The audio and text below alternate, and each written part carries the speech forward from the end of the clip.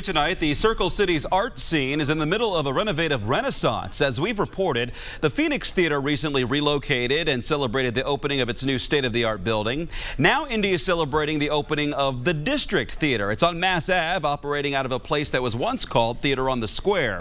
That venue closed for roughly a year, undergoing management changes, restoration, and remodeling, but now it has new life under a new name. There needs to be a platform where we can go from fringe to professional theatre to equity theatre. And this little theatre has always served that role to allow, people to get their starts.